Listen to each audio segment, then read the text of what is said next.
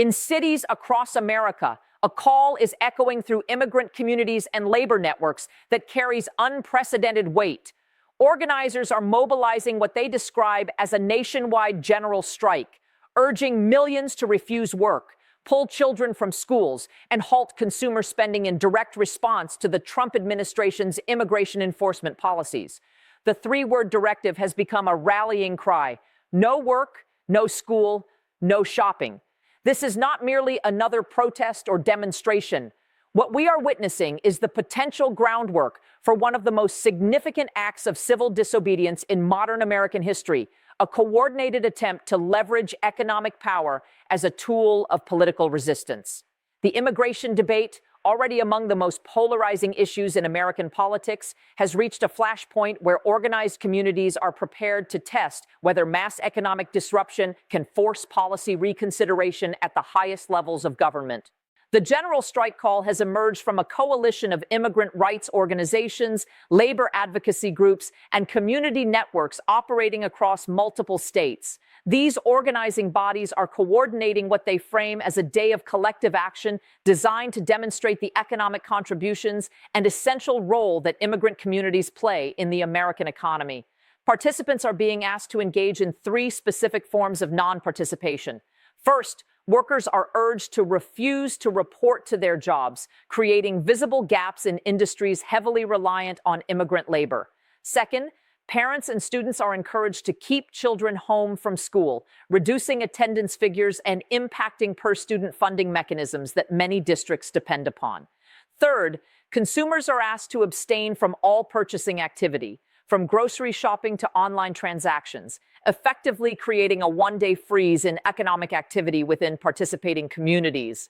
The organizers have framed these actions not as permanent withdrawal, but as a coordinated demonstration of collective power, intended to send an unmistakable message about the economic interdependence between immigrant populations and the broader American economy.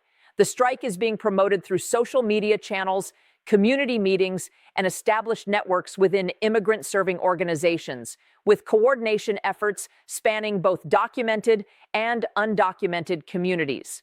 The mobilization effort comes in direct response to intensified immigration enforcement measures implemented under the Trump administration. These policies represent a significant acceleration of detention and deportation operations, with expanded interior enforcement reaching beyond traditional border zones into communities across the country.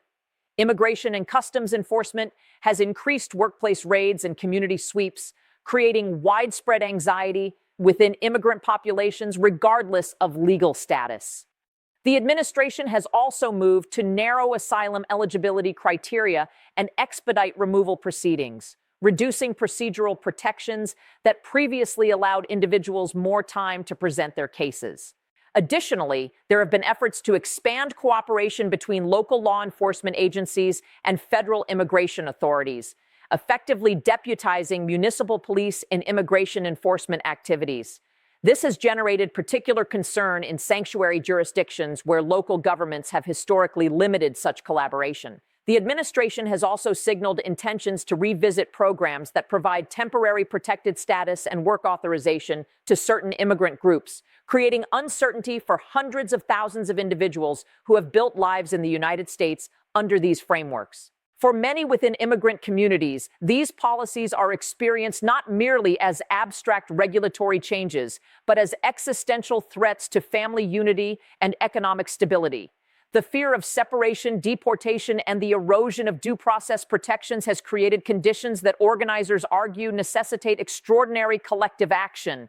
The general strike call emerges from this climate of heightened enforcement, representing an attempt to translate widespread community anxiety into coordinated political and economic pressure. General strikes occupy a relatively rare position in American labor history, representing moments when collective work stoppages extend beyond single industries or workplaces to encompass entire cities or regions. The most notable examples occurred during the early 20th century, including the Seattle General Strike of 1919 and various citywide actions during the Great Depression era. These historical strikes demonstrated the capacity of organized labor to halt economic activity, though their political effectiveness varied considerably depending on public sentiment, government response, and the ability of strikers to sustain participation over time. In terms of immigration-focused work stoppages, the closest modern precedent came in 2006, when protests against proposed immigration legislation resulted in large-scale demonstrations and localized work absences across multiple cities. That mobilization, often referred to as the Day Without Immigrants, saw significant participation, particularly in industries with high concentrations of immigrant workers, including agriculture, construction, and food service. The economic impact was measurable in certain regions, though the action remained concentrated rather than truly nationwide in scope. What distinguishes the current strike call from historical precedents is the explicit coordination across geographic boundaries and the attempt to synchronize not just labor withdrawal, but also consumer spending freezes and school absences, creating multiple simultaneous pressure points on the economic system. The three-pillar framework represents a calculated strategy to demonstrate economic interdependence, while creating measurable disruption across multiple sectors simultaneously. Each component targets a different dimension of economic and political vulnerability. The labor withdrawal pillar aims to expose the essential role immigrant workers play in maintaining daily operations across numerous industries. By refusing to report to work, participants create immediate operational gaps in sectors that depend heavily on immigrant labor, including agriculture, food processing, construction, hospitality, and domestic services.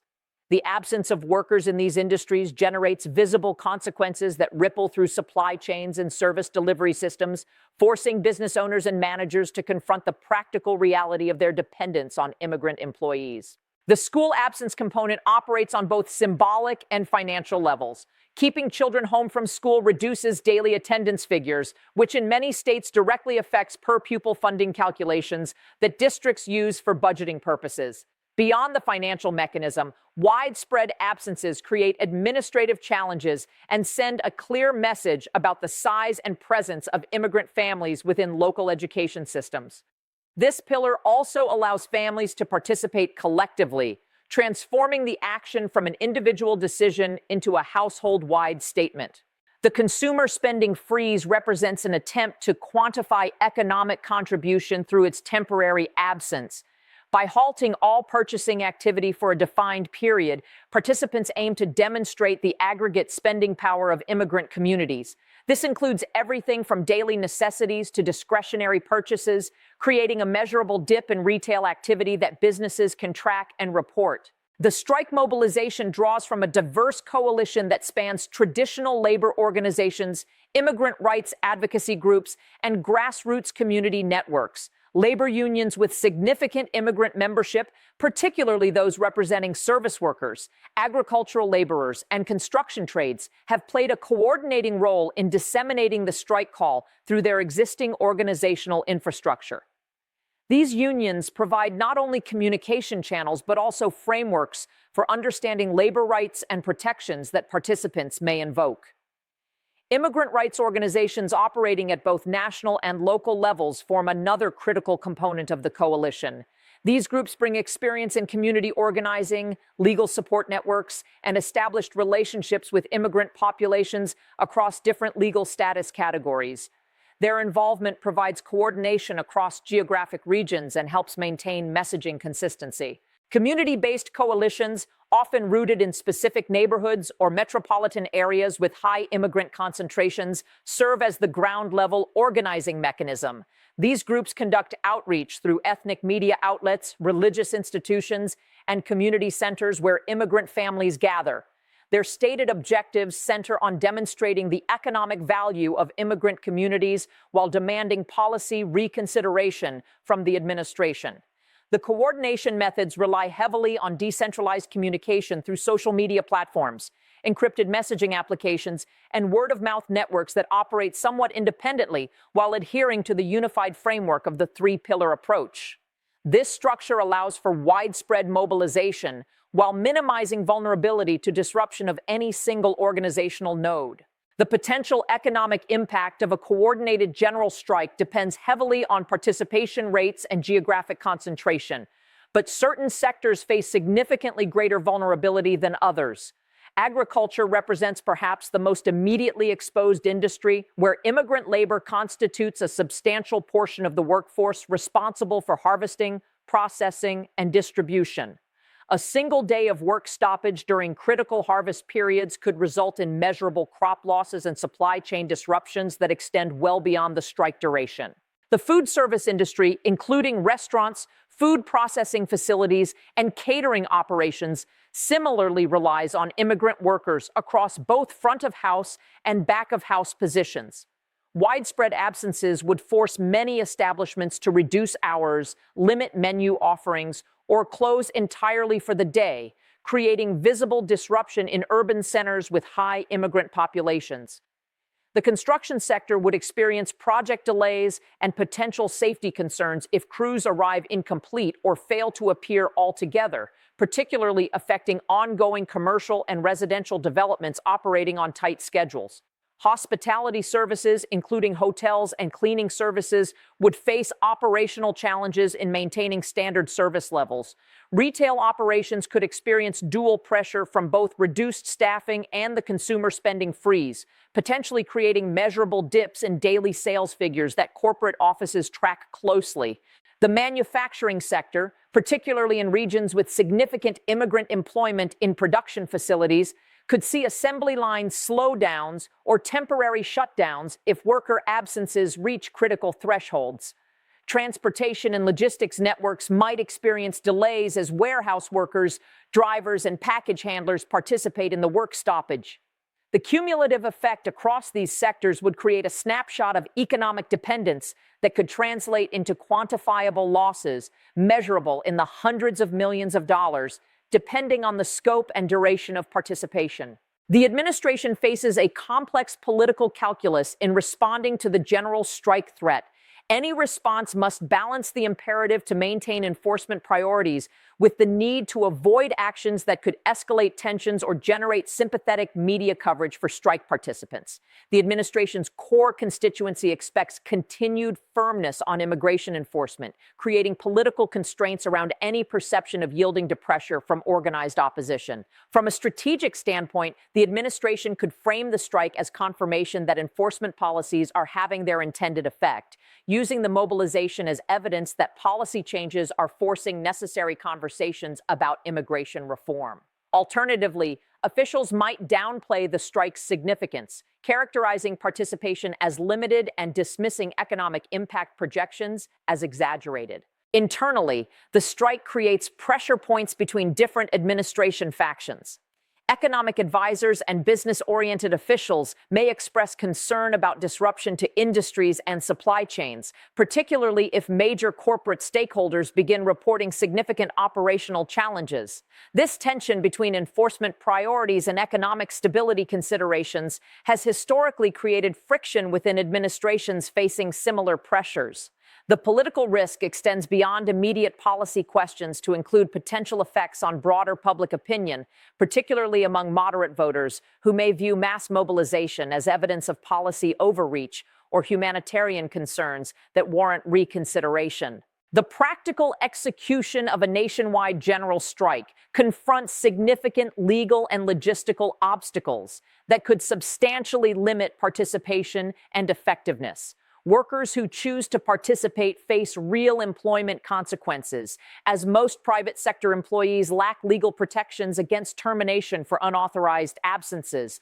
Those without employment contracts or union representation remain particularly vulnerable to retaliation, creating a chilling effect that may suppress participation despite strong sentiment supporting the action. Undocumented workers face compounded risks, as drawing attention through strike participation could potentially expose them to immigration enforcement scrutiny. This creates a fundamental tension where those most directly affected by the policies motivating the strike also bear the greatest personal risk from participating. Coordinating action across diverse immigrant communities presents additional challenges, as language barriers, varying levels of civic engagement, and different cultural approaches to public demonstration affect mobilization efforts. Geographic dispersion of immigrant populations means that impact will likely concentrate in specific metropolitan areas rather than distributing evenly nationwide. The decentralized organizational structure, while offering resilience against disruption, also complicates efforts to maintain unified messaging and sustain participation throughout the designated strike period. The trajectory of this situation remains highly uncertain, with several distinct pathways that could emerge depending on participation levels, public reaction, and administration decisions. One possible scenario involves limited participation that fails to generate the widespread economic disruption organizers envision, allowing the administration to dismiss the action as ineffective while maintaining current enforcement policies without modification. This outcome would likely demoralize organizing efforts while emboldening enforcement expansion. Alternatively, substantial participation could create measurable economic impact that forces business community engagement with the administration, potentially opening channels for dialogue about workforce stability, concerns even if not directly addressing immigration policy itself. Business leaders experiencing operational disruptions might advocate for enforcement modifications or temporary relief measures that balance security priorities with economic continuity.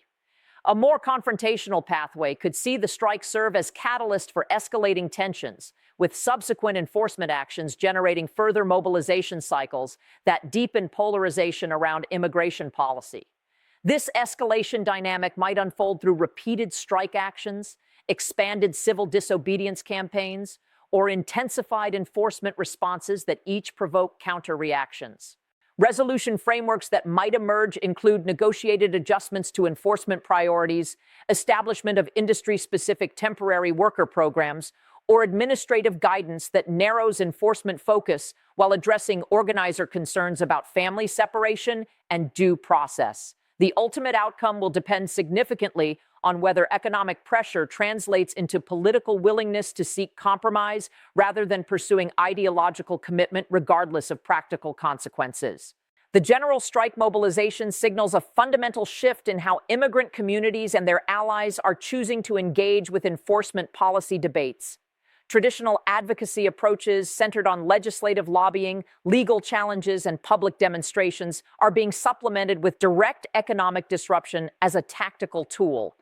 This evolution reflects a calculation that conventional political channels have proven insufficient for influencing policy outcomes, driving activists towards strategies that create immediate tangible costs for maintaining current enforcement trajectories.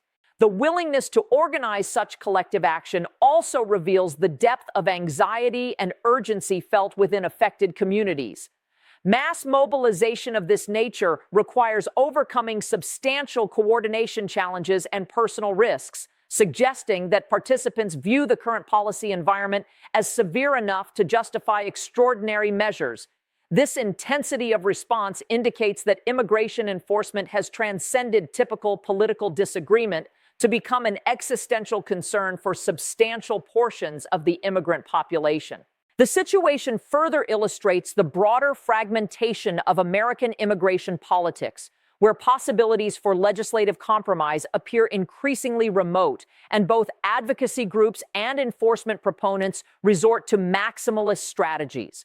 The use of economic pressure as a political tool represents an acknowledgement that immigration policy has become less amenable to resolution through traditional democratic processes, instead requiring direct demonstrations of power and consequence to influence outcomes.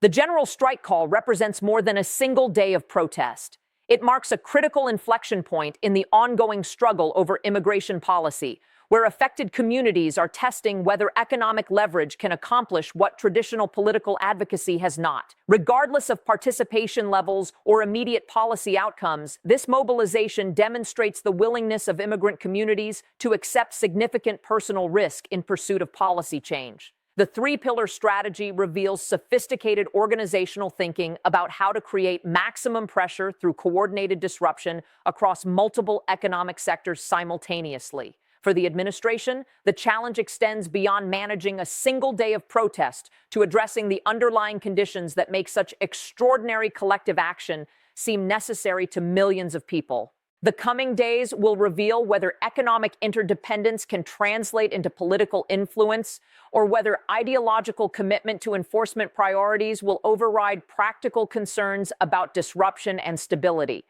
What remains clear is that immigration policy has reached a point where resolution through normal political processes appears increasingly difficult to achieve.